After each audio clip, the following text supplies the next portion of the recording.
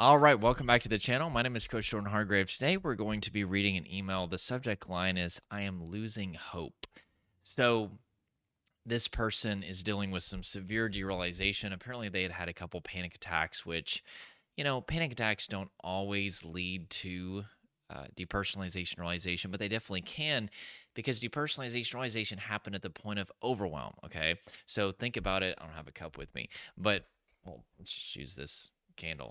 I do like kind of smell therapy. It smells like lemonade.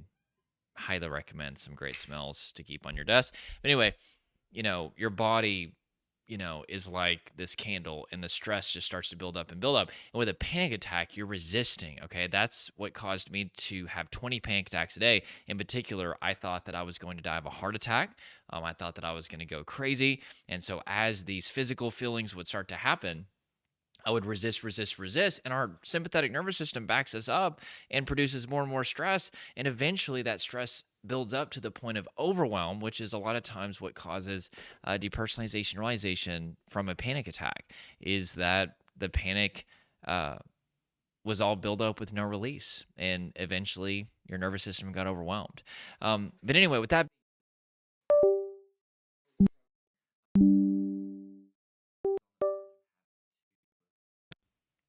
Drop out of college. And so I'm going to be reading this. It's a pretty short email, as you can see. Not a lot here, but I think it's going to spread some awareness. And I'm also going to give her some tips for recovery because at the end she says, I don't know where I should start. So, like this, subscribe, comment. Let's get this thing rolling. I used to love my life, wake up happy and at peace. And suddenly I woke up and the world doesn't feel real anymore. That would be the derealization. Prior to that, I had 2 panic attacks, which back then I really didn't know what they were. Panic attacks, I think what she meant to say is I really didn't know that they were panic attacks, which maybe if I had known, it wouldn't have escalated. So absolutely, I know exactly what she's talking about because not only did I not know that I was having panic attacks, I didn't know what depersonalization realization was. I just knew suddenly my body felt like a separate entity. I'd constantly look at my hands and it felt like my soul had slipped out of my body. I looked in the mirror, saw, a complete stranger. Everything felt fake and dreamlike, like I had slipped out of reality. And I just felt like I was dying all the time. And I would have a panic attack, and then eventually it would go away. And then I would have another one. I'd just be watching TV or mowing the grass or doing this. I couldn't do anything without having a panic attack. And I remember I was terrified to tell people about it because I thought that if I told my friends and family, that was basically me giving up. It was kind of me like disclosing, like, hey, like I literally am going crazy. And I uh, had a family member who sadly has passed away, but he actually had mercury poisoning and it caused him to really, really have like a lot of mental issues. He would talk to himself. And one time my grandma was driving with him on the interstate and going like 70 miles per hour, and he just like puts it in park. Deep down, a really great guy, but sadly, he kind of just really struggled. And basically, I'll never forget sitting at my mom's dinner table, and I was like, I'm gonna be just like him. Like I literally am going crazy. And I told myself, I was like, I remember just sitting in the chair and I'm like, I'll never be able to get married. I'll never be able to have kids. I'll never be able to have a future. It felt so real. And that's one thing that I want to tell you is if you have this fear that you're going crazy or this fear that you have brain damage or this fear that you're going to become psychotic or schizophrenic or all these things, not saying you shouldn't get checked out by the professionals, you should, but these are some of the most common irrational fears that most of my clients have. And it's not your fear. Whenever your body and nervous system are in very high levels of survival or high level states of survival, not only is there a shutdown of your prefrontal cortex, logical, critical, creative, contextual thinking, but your brain becomes very catastrophic and hypervigilant. And so, in the absence of a lion trying to eat you, your brain will create all of these catastrophic fears about your mental health. Your brain's got to find something to connect all of these symptoms to with fight, flight, freeze response. And so your brain creates these fears. And you don't have enough logic online in that moment to combat them. And so they feel so real. And you have all these emotions that happen. Emotions are valid, but they're also very deceptive because when emotions increase, logic decreases. But anyway, so long story short, if you followed my channel, you've already heard me tell this 1,000 times, but I ended up calling my dad. My dad's always been like the most calm, clear, cool-headed person. Like the world could be on fire, and he would be like, "Well, at least we're not gonna freeze to death." Like he's always so positive. But I called him, and I was like, I didn't even know what to really tell him, but I was like, "Dad," I was like, I feel like, really weird all the time, and I feel like I'm gonna die. I literally am like, I'm going to die of a heart attack. I'm going to pass out. This has been so many years ago. I don't even remember exactly what I said, but I do remember I disclosed to him what I was going through, and I didn't have the labels. I didn't have panic attack or depersonalization realization. And I'll never forget what he said.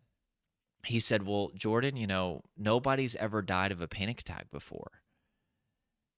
And it sounds like you're having a panic attack, right?" And I was like, "Wait a second, this is a panic attack?" Because my mom used to have those growing up. She dealt with very severe health anxiety for many, many years. I remember ambulances would show up at our house, and my mom would be like hyperventilating, and she had these pills that she would take. We called them her pee pills because they smelled like urine. And by the way, she actually has fully overcame over 30 years of health anxiety through my program, which is amazing.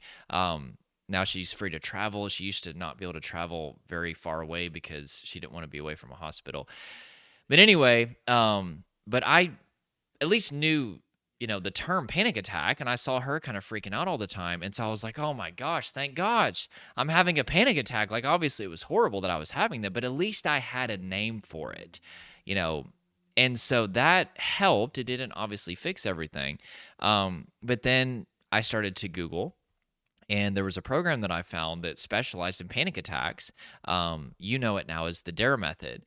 And I remember they had this tiny little bitty section um, on depersonalization realization. It was like, you may start to feel feelings of unreality, and it's because this thing and this thing. And now that I've done a lot of research into DPDR, their explanation wasn't technically perfectly accurate. But even with that, I was like, oh my gosh, you mean there's a name for it? I'm not losing my freaking mind. It was so encouraging. And by the way, watch the video that I did just before this, because while I love acceptance, which is, the approach behind Clara Weeks, the DARE method, the book It Lasts a Life, and there's just tons of people out there that are promoting this. It's really, really good for eliminating resistance. And I do teach this as part of what I teach my clients, but it's not going to be enough to rewire the nervous system. Okay. We need to do a lot more than that. But with that being said, once I had some names for these things, it was really helpful for me. And it began this process of something called cognitive restructuring, where I could start to renew my mind. You know what? Maybe I'm not going crazy. And I'm not saying that that fixed everything, but at least got me on the right path to getting help. Okay. And I've actually received several comments in the last few months of people being like, oh my gosh, I didn't even know what these symptoms were, whether it's depersonalization, realization, or other symptoms. And that's honestly a lot of the reason why you see people having suffered, particularly with depersonalization, realization, for many, many years. Believe it or not, if it's been like 30, 40 years, some of these people, they went to their therapist 30 years ago. They had never heard of the symptoms. They went to their doctor. They had never heard of the symptoms. And they looked online, and 30 years ago, wait a second. Yeah, I guess I remember as a kid, there was like Windows 94, but, even for a long time, the internet barely had any information about a lot of this stuff, and they couldn't find anything. So they just basically quit. I mean, they looked at all the resources that they had, and they're like, you know what? I'm just going to have to live with this. So don't think that if you see somebody who's been suffering for that long, that the reason is because that's how long that it takes to recover. The second thing is, let's say that they finally did find out what the terms were because they started to use the internet more. Most of the time, they're not going to get an effective recovery path. Okay. Just because you know what the terms are doesn't mean that you're actually doing things to get the nervous system and body out of a state of overwhelming stress, which is what's required to indirectly resolve depersonalization realization. That's what I had to do, and that's what I do with my clients. So there's a lot of reasons as to why these people have been suffering for so long. It's not that it takes that long to recover. But anyway, with that being said, so she said, if I had known that it was a panic attack, maybe things would not have escalated the way that they did. And that definitely could have been true, but who knows? All right, so let's go ahead and continue this email. They said, I've been experiencing this for about 7 years now. It had ruined my teenage years. I'm so close to dropping out of college because I really cannot take it anymore. I can't connect with people no matter how hard I try. I don't know uh, what to say. Yeah, because whenever your body is in fight, flight, freeze response, one of the things that happens is there is a shutdown of something called your social engagement system. This is technically the ventral vagal branch of the parasympathetic nervous system, and it's what allows us to easily socially engage. That's why it's called the social engagement system. And that's only going to be there if your brain is perceiving safety. But what's happened is because you've had so many painful experiences, your brain has created tons of sensory triggers, and those sensory triggers are constantly putting your body into the threat responses of fight, flight, freeze, which means that neuroception of safety has shut off and your brain is perceiving threat. And thus you've left your social engagement system.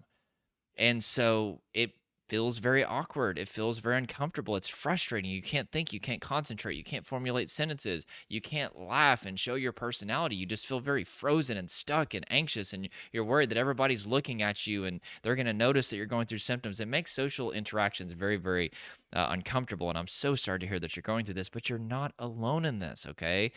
I literally work with clients every single day. In fact, just spoke with somebody like 2 days ago in one of our calls. That's exactly what they said is like social situations are so debilitating for them. So you're not alone. Your nervous system is manifesting the appropriate symptoms when your body is in fight, flight, freeze response. Now, again, I'm assuming that you've been to a doctor, you've rolled out any sort of medical or neurological issues. That's very important. But if the doctor keeps saying like, hey, we can't really find anything, like it's just anxiety, that means that we're dealing with symptoms that are the byproduct of a very painful history. Okay.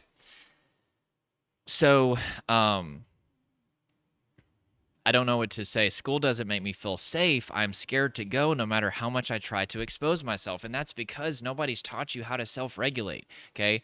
And also, not only that, but you probably are not very aware of what's happening in your body, which is called interoception, the experience of the embodied self. This is the first thing that I do with clients is I teach them how to get back into their body, which, by the way, progressive muscle relaxation is a really cool way to start to get back in tune with your body because you're in your head all day.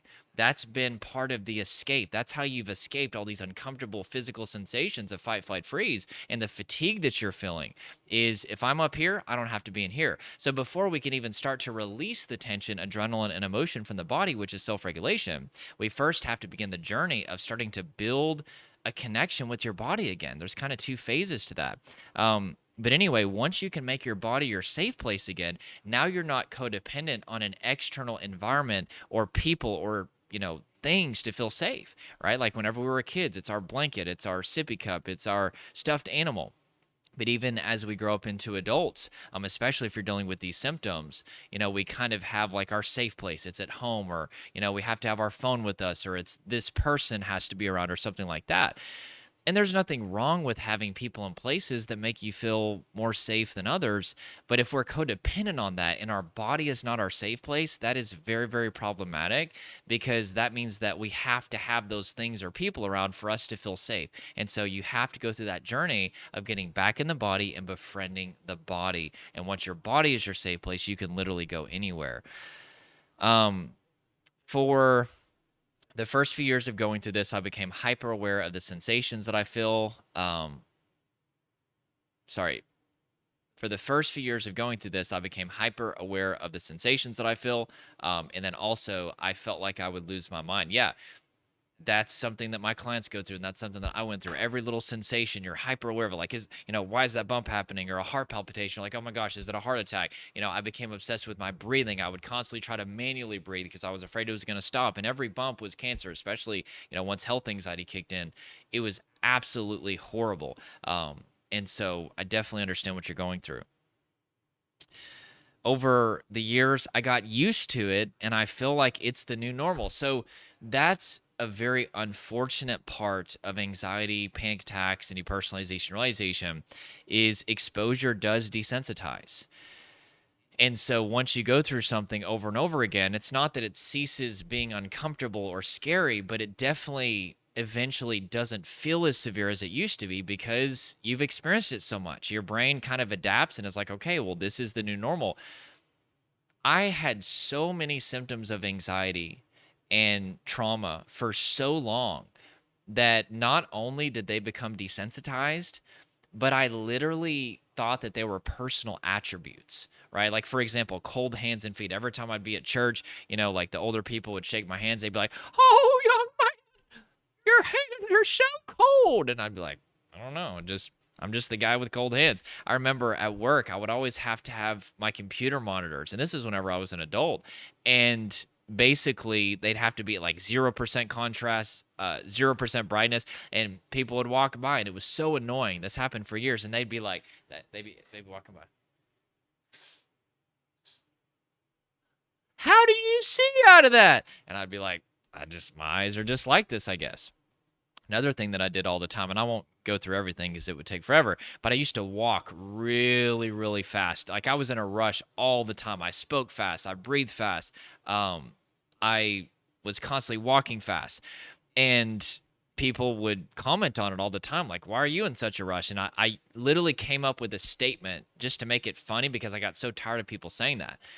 And I would say, "Well, I guess I just have long legs." And I just kind of laughed at it. But also my stomach would just sit and make these crazy noises like, and people would just sit and listen to it.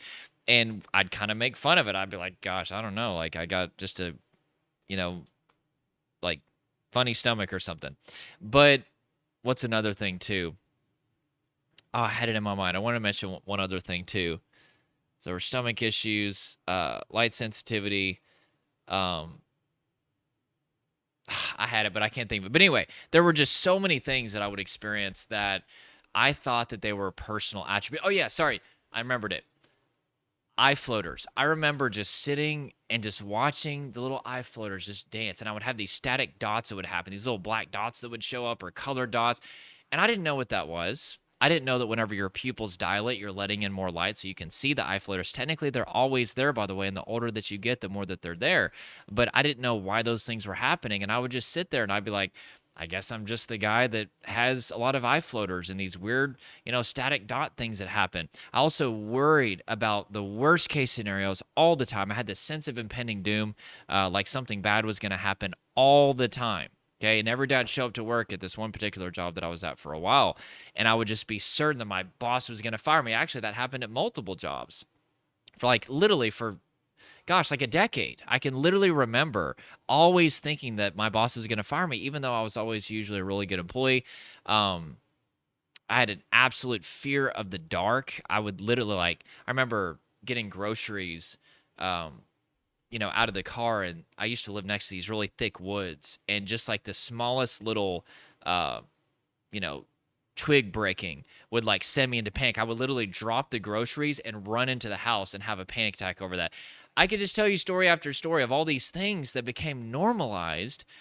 And because I didn't have the education as to why it was happening, I literally made it a part of who I was. Sorry, one more just because I want to mention this one in case you're going through this, is I constantly had jelly legs and I felt like the world or the floor was kind of like moving like on a boat, and I felt like I was going to fall over, and my legs felt like jelly. I felt very dizzy, and like there was an earthquake happening.